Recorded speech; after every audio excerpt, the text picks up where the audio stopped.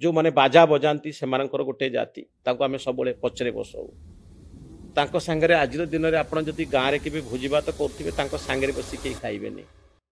आम ठाकुर घर भर छाड़बूनि पूजा करने ढोल बजाउथिबा लोक बाजा बजाउथिबा लोक लुगा सफा करुथिबा लोक से माने आम कैटेगोरी नुहति आम पिंडा उपरकू से उठी पारे देखिए हिंदू मु बेसी कही तेबे ए भिडियोटी देखिला परे जानि पारुथिबे जे दलित संप्रदायर SC/ST वर्गर लोकंकु एही हिंदू धर्म रे किबोली भाबे व्यवहार करा जाय किंतु जो माने ख्रीष्ट धर्म ग्रहण करंती सेमानंकु किबोली व्यवहार करा जाय जानिबा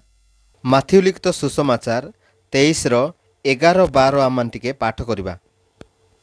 किंतु तुमानंको मध्यरे जेउ लोक श्रेष्ठ से तुमानंको सेवक हेबो आउ जे के आपणाकु उन्नत बोली देखाए ताकु नत करा जिवो पुणी जे के आपणाकु नत करे ताकु उन्नत करा जिवो तेबे ए वाक्यटी पाठ कला परे आपण माने संपूर्ण रूपे बुझी पारुथिबे जे हिंदू धर्म एवं ख्रिस्टियान धर्म मध्यरे केउ भली भावरे पार्थक्य रही अछि एवं लूक 10:27 रे मध्य लेखा जाए से उत्तर देले तुम्भे आपणार समस्त अंतकरण समस्त प्राण समस्त शक्ति और समस्त मन दे प्रभु आपणा ईश्वर को प्रेम कर पुणी आपणा प्रतिवासी की आत्मतुल्य प्रेम कर तेबे ए समस्त वाक्य पाठ कला परे बुझी पारुथिबे जे ख्रीष्ट धर्मर अर्थ प्रेम समस्त अंतकरण समस्त प्राण समस्त शक्ति और समस्त मन दे ईश्वर को प्रेम करिबा एवं आपणा प्रतिवासी को मध्य आत्मतुल्य प्रेम करिबा तेबे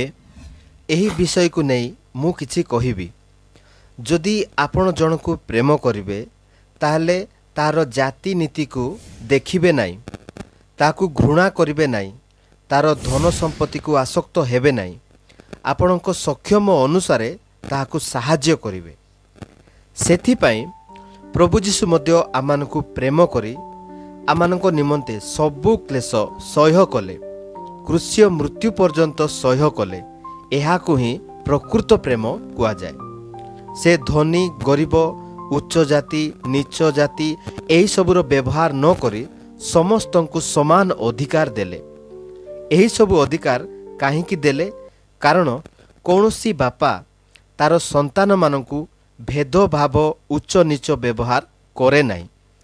जेउ बापा भेदभाव उच्च नीचर व्यवहार करे से बापा नुहे जड़े भेद सृष्टिकारी खराब मनीष अटे तेबे ए समस्त भिडियोटी देखि आपण माने संपूर्ण रूपे जानि पारिथिबे जे प्रकृत ईश्वर काहाकू कहंती एही भिडियोटी आरंभରୁ शेष पर्यंत देखिथिबारु आपण मानकु बहुत बहुत धन्यवाद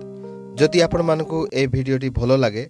ताहेले समस्तंक निकटरे शेयर करिवे प्रभु आम समस्तंकु ए वाक्य दे आशीर्वाद करंतु आमेन।